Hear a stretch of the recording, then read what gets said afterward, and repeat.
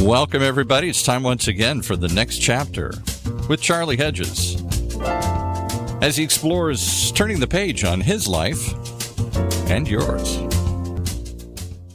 Hi, this is Charlie Hedges, and you're listening to The Next Chapter, and I am in a fascinating discussion with Radhia Gleis, who was an elder for 25 years in a significant cult named the Buddha Field. We have just covered what her experience in the Buddha Field was. We're going to take a change of a direction a little bit, and I think the next half is going to kind of change our movement, and I have a feeling that it's going to be of great interest. So let's see where we go. Radhia, welcome back. Yes. Hey, Charlie, I'm here. Okay, so first thing I'd like to do is I'd like to talk about your book title, because I think your book title explains some direction in your book that we haven't covered yet that I think is very important. And the full title of your book is The Followers, Holy Hell, and the Disciples of Narcissistic Leaders, and this is important, how my years in a notorious cult parallel today's cultural mania. And that seems to be an important element, the parallels that you learn from your cult that you're seeing happening in our country today. And I don't want to live in politics, but I think it's important that we discuss it. Now, as I read chapters in your book that you suggested reading, and the ones you suggested reading were in a certain direction that you thought was important for me, and I noticed in your book you voice great concern about the politics of our past president Donald Trump and how they seem to you to fall into the class of a cult. And in fact, the chapters I read through the book, it seemed that Trump got as much attention as did the cult leader Jaime Gomez because of your experience and your fear for people falling into what could be a cult under ex-President Donald Trump. Right. It would be best if we could define a cult, but we don't have time to define a cult. I have a question for you. I did some research and tried to get the number of people that 65% of voting Republicans, 62% I think are pro-Trump, but they're not the radical far right people. So many people I know dislike the personality and the narcissism, but the people on the right like the policies. And which my response is, all he's doing is what Republicans do. Why can't we just vote in a Republican with integrity? But that's a whole different story. I'm curious, if my numbers are anywhere correct, can there be a cult with 21 million people? Well, we have a cult of 74 million people. Now, here's the thing. Let's distinguish this first of all. Okay, sure. And the purpose of my book. And people are going to, you cannot talk about a president of a country and not sound political. Okay. That's right. And gain supporters and alienate people at the same time. Right. One has to understand. I'm not interested in policy. I'm interested in the only reason why I wrote this is because, Charlie, somebody was interviewing me a few months ago, and they said, we were on this subject, hardcore, and they said, well, what about the cult of Obama? And I said, there was no cult of Obama, just like there was no cult of Bush, nor was there a cult of Reagan.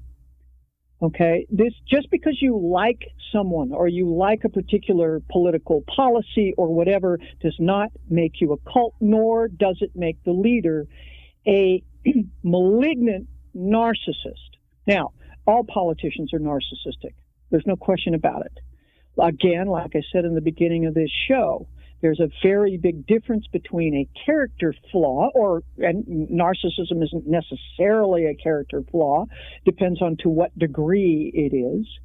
But then there is the condition of a mental disorder. And this is the distinction that drove me to write this book. Because you can read it, and I'm going to sound very lefty in a lot of areas, but that's not my point. It has nothing to do with policy. It has to do with recognizing. I don't think you sound left. I think I didn't pick that up, but I did pick up the danger that you see in. That's good. And what I'm driving home, and the reason why I was so compelled to write this book. The movie Holy Hell came out. When I left in 2006, I just wanted to never look back. I was like, okay, that was a portion of my life. Okay, been there, done that. I don't want to look back, right? But when Will Allen came out 10 years later with Holy Hell, I had no choice. I was sitting in a theater seeing that my life splayed out on the big screen with a whole bunch of strangers for the first time. And it was re-traumatizing. I did not know about the details of the abuse of my brothers and things like that. I didn't. And so in 2016... The sexual abuse. The sexual abuse, yes. Yes. I didn't know. I mean, I did not... I knew bits and pieces once I left, in that's why I left, and that's in the story. But all of those details I did not know until 2016 when I'm sitting in a dark theater with a whole bunch of strangers. And I was in a state of shock when I saw it. And I've seen the film because I've been in Q&As many, many times in many cities to do the film. So all the audience was lovely. All the audience was it was the best thing that Will could have done, really, is give us all of these people who were so compassionate and so moved by the film. Yeah, it's such a fine film, Yeah, it's beautifully done. And so they were so compassionate towards us, and that was very healing to me. But I was still traumatized. So 2016, also, we had the election of Donald J. Trump, and I'm like, oh my God, I'm like really familiar with this particular character. So I decided to, go into the Diagnostic Manual of Mental Disorders along with other textbooks. I've got, 284 citations. I know you do.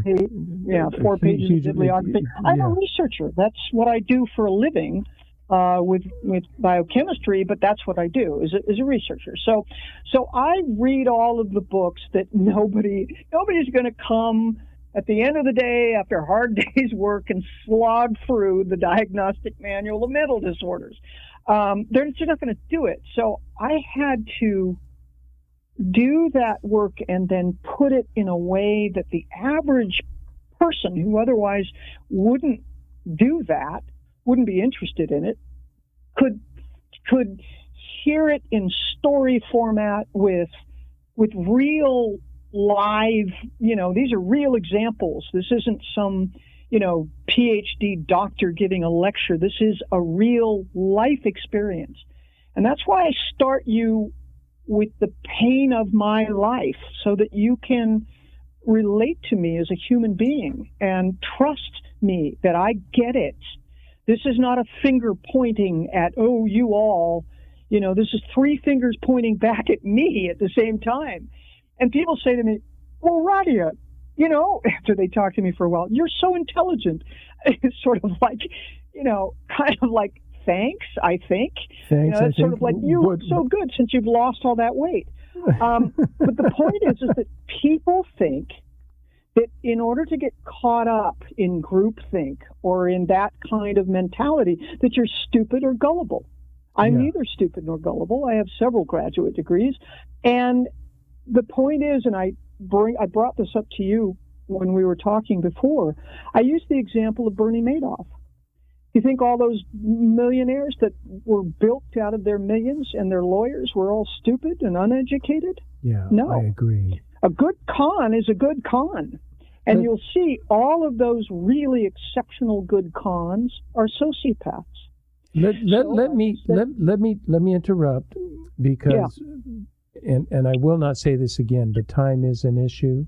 I just have so many important things that I want to go over that I read. I know you're a fan of the Atlantic Monthly.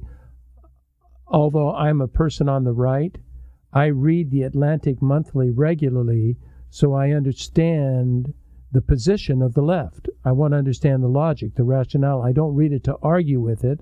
I don't read it to debate it. I read it to learn so I can be intelligent in my decision making. Now, this is what I got from, and I'm going to kind of moderate it a little bit, but I want you to tell me if you think these seven ways to recognize this was a religious guy, to recognize the difference between a religious community and a cult, and I'm going to take the religious community out of it. I want to see if these seven elements ring a bell with you as to what a cult is. 1, opposing critical thinking. Right. 2, isolating members and penalizing them for leaving. Check. 3, emphasizing special doctrine. Check. 4, seeking inappropriate loyalty to the leaders. Check. Dishonoring the family unit. That can be. It may be. Okay. Yeah. And then 1 is crossing the boundaries of social behavior.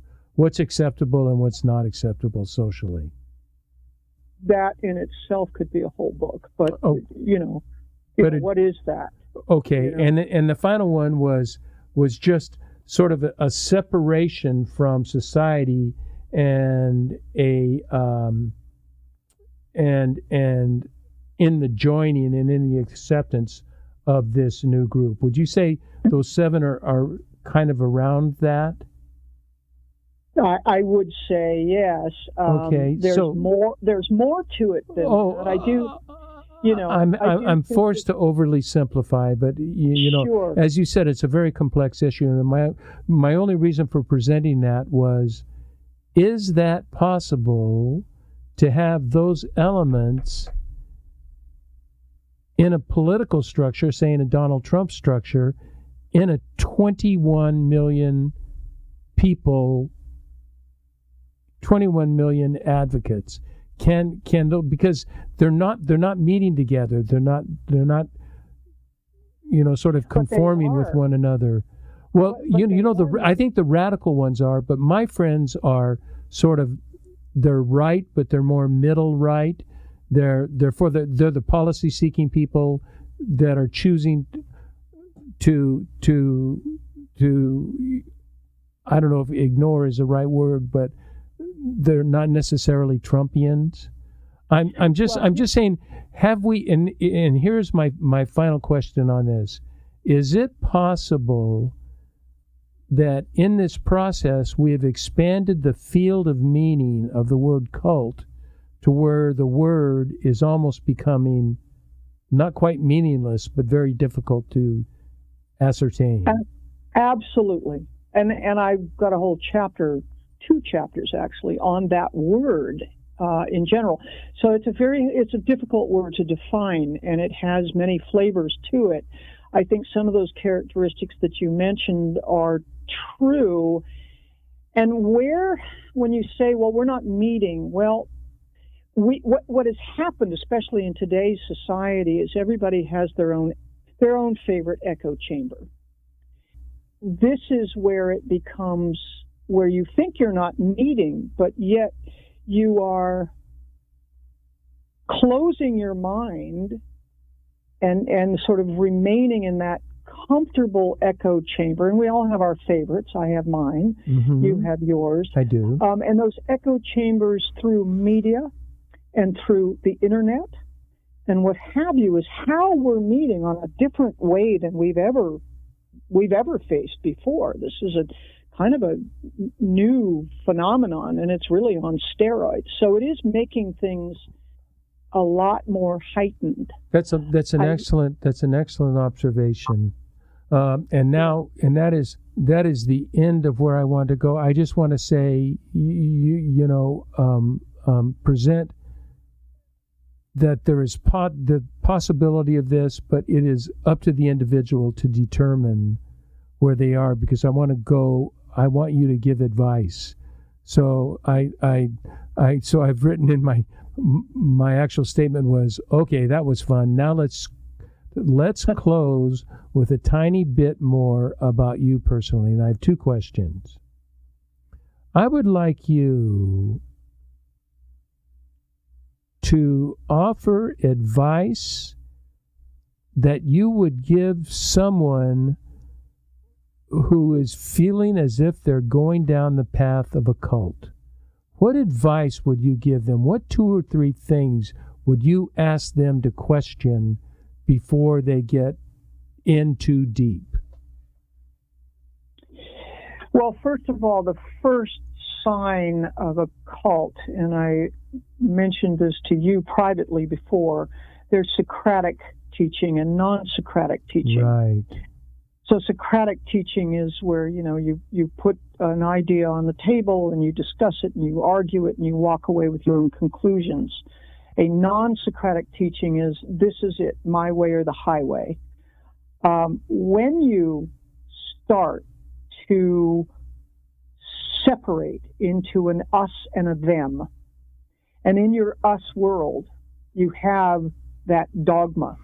When you have that non-Socratic information, and you know that if you deviate from that, you might be ostracized by maybe family members, by groups, social groups that you're involved in or what have you. And we become so incredibly divided today. We have to be very careful of the words that we use, because we're all being manipulated, totally manipulated. These words we use as weapons, and we use them to shut down the conversation. Like labels. Labels are so dismissive. You use a label, you have just dismissed the conversation. There is no conversation. Exactly. Yes. You call me an anti-vaxxer, we can no longer talk. Exactly. And with that, your community, whether it is through your echo chamber or whatever, has defined what that is to you. And in one echo chamber, it's a good thing, and in another echo chamber, it's a bad thing, right? You're in a cult. You're in a groupthink mentality. Be very, very cautious of that. Those words are designed. They are designed by whoever wants to manipulate our minds. They're designed that way. So what do we do? What do we do as a remedy for that? Do we do like what I do and read the Atlantic Monthly, what I jokingly refer to as my commie rag, but I read it almost cover to cover? Yes. Well, okay. So first of all, just literally reading. First of all, we want everything today in sound bites, and so the media is designed to deliver that to you, and that makes a perfect fodder for simplifying and directing you the way whatever that group wants you to go. And so it's a trap. I mean, it's a trap for all of us, no matter what side of the fence you're on. It's a trap. And simple things, I'll give you a quick example, right? The terminology horse paste. Now, I work in a pharmacy. I work with ivermectin. We give prescriptions and have for years. Most people have never heard of that terminology, ivermectin, until COVID happened. Right. But nobody uses that terminology. They use the word horse paste. Now, why would they use that? That automatically manipulates your thought. It does. Automatically. That one phrase. Nobody wants to take horse paste. Okay, so now we are using a simple, this is a drug that's been used for many, many different reasons, not necessarily in veterinary medicine, but now the powers that be get you to use what they want you to say so that you can stop the conversation. We do it all the time. Antifa, fascist, commie, radical left, radical right. All of these words are deliberate manipulation. And we do it. We do it. All of us do it. I still do it today. Thank you for that insight. Here's my final question. I'm going from preaching to meddling. I'm going to ask you a personal question. I'm curious. you are a person that understands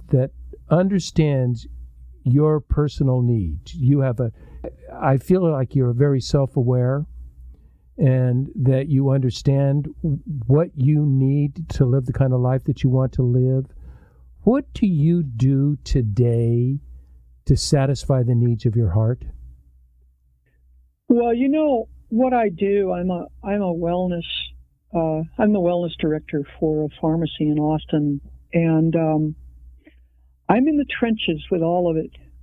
And I have people who trust me, and they're hurting, and they're confused, and they need help, and many of them are sick. And they get me up in the morning. They give me the opportunity to do selfless service and my practice without a weird guru. I've always done that. When we were in Los Angeles, I cut my teeth as a practitioner on AIDS. And I've been at the last breath of many of my dear friends and clients. And so that is one thing. The other thing that keeps me sane, turns out, well, I'm an artist, which I talk about in my book. My first degree was at Art Center College of Design, so I'm an artist, a painter. You're a musician as well, right? I am a musician and a singer. I had a band, a rock and roll band, and turns out I'm a writer. And yes, you are a good writer. Thank you. It wasn't until, remember, being dyslexic, I didn't know that I could do that, because I was programmed to believe that I wasn't good enough to do that or smart enough. But I had a beautiful, you'll look in the first dedication of my book on the first page. The first dedication says, "This is dedicated to Jaime Gomez. You're so vain, you probably think this book is about you." and then under that is my very dear friend Jeannie Dahlman, who was a writing professor, creative writing professor in college. And this is my actually fourth book, first one I published. And I didn't think I was a writer. And I had somebody say, "You're not a writer. You have to go through years and years of college before you." And she said, "If you're a writer, ask Jeannie." And I gave the book to Jeannie. I gave a book, one of my books, to Jeannie. And Jeannie said, "Radhia, you are a writer. Oh, Don't stop, writer." And that was Jeannie died right after that. And so it makes me cry even to think. What a gift. She set me free. And she said, "Don't stop. You are a writer." And so my therapist, when I see all the madness going on in the world, and I just don't know what to do with it, I say to my therapist, which I'm fortunate now that I'm over 65, I can afford one. I said, "What do I do?" And she said, "Do what you do, Radhia. Talk, write, create, keep the conversation going. Talk to wonderful people like you, Charlie. Have these conversations. Bring out all of the things that you've spent 68 years of your life exploring, and talk about it with people. That's all you can do to stay sane, Well, you were a brilliant conversationalist, and this conversation has been so delightful. Radhia Gleis, what a journey. We have, I feel like we've stepped into, sometimes not so lightly and sometimes lightly, but we stepped into some truly terrifying ground. And right. I want to thank you for your candor and your wisdom. I want to thank you for writing this book, because I know it was a most vulnerable experience for you in revealing, you're revealing yourself, and I pray that we may all learn from you. Thank you so much. I hope so. Thanks so much. I really appreciate your time, and I just enjoy talking to you so much. Thank you. I really did. Is there a way you want people to learn more about you? I'm going to post your book. I'm going to post your book. I will post. I'll have a link to your book. I'll have a link to Amazon, or just say at least go to Amazon.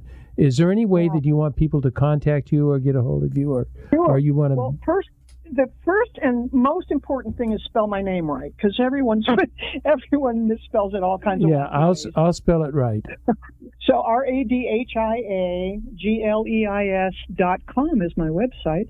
So you can contact me there. Is it all uppercase, or just any uppercase, or all lowercase? It doesn't matter. Okay. RadhiaGleis.com is the website. And then my professional as a clinician website is advancedhealthinstitute.com. But, if you spell my name right and you Google me, I'm all over. I've done probably 50 videos on YouTube for my practice, and I've done some readings of this book, some short readings on my website. You can go there. I've also got this on Audible. It's in my voice. Who knows the sarcasm better than me? Right? So I know you're a fabulous reader. As you've read paragraphs to me, and I have been chuckling. So if you're not a reader and you drive a lot, it's on Audibles, and that's fun. And you can get it on Amazon or Barnes and Noble. And it's The Follower. And when you search, there's a lot of books called The Followers. It's Follower. Just put in The Followers Holy Hell, and it'll take you to the rest. Followers Holy Hell. And check out the movie too, man. It's still on Amazon. Oh yeah, I will absolutely put the movie on our footnotes because. Yeah. And then you'll see me, but you'll see me on. Oh yeah, you are quite prominent in the and very credible and very insightful. I loved your feedback in that. Yeah, I was. Okay, Radhia, it has been a total delight. Hang in. For our audience, I want to thank you for joining us today. And until next, this is Charlie Hedges signing off. Bye for now. Yeah, thanks, Charlie.